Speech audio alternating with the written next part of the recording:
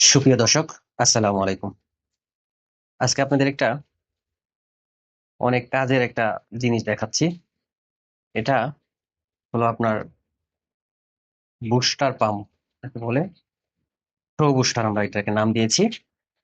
তো এটা দিয়ে যেমন আমরা যে বাড়িতে আসছি, এই বাড়িতে একদম একটা পরিত্যক্ত লাইন, আপনার এটা বাতিল করে দিছে। একটা লাইন একেবারেই পানি আসতো না, এটার মধ্যে হাওয়া দিচ্ছি। এটা একটা টিনশিট বাড়ি, সাপ্লাই লাইন ঢুকাইছিল, পরে সাপ্লাই লাইন আমরা এটা হাওয়া দিয়ে ক্লিয়ার করতেছি।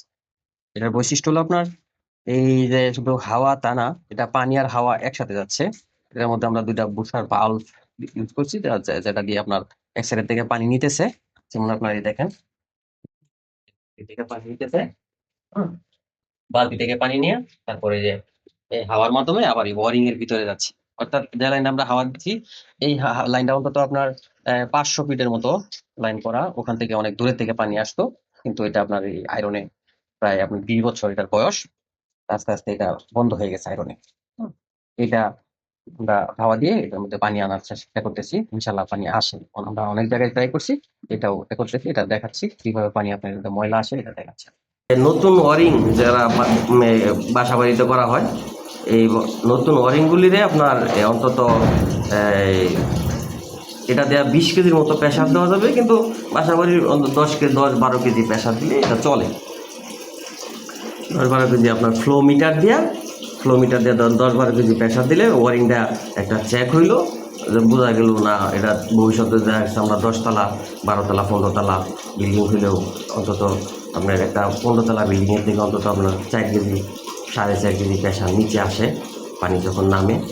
তো ওই প্রেসারটা দিলে এটা ওয়ারিংয়ের চেকিং করা গেল। হ্যাঁ, আমাদের দেশে সাধারণত আপনার ওয়ারিংগুলি চেক করে না।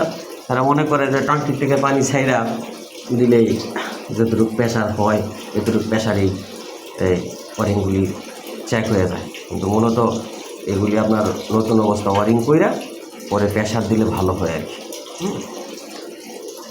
তো এই দ্রবস্টার হাওয়া দেওয়ার পরে যেরকম ময়লা আসতেছে, আরো অনেক কালো কালো ময়লা আসছে।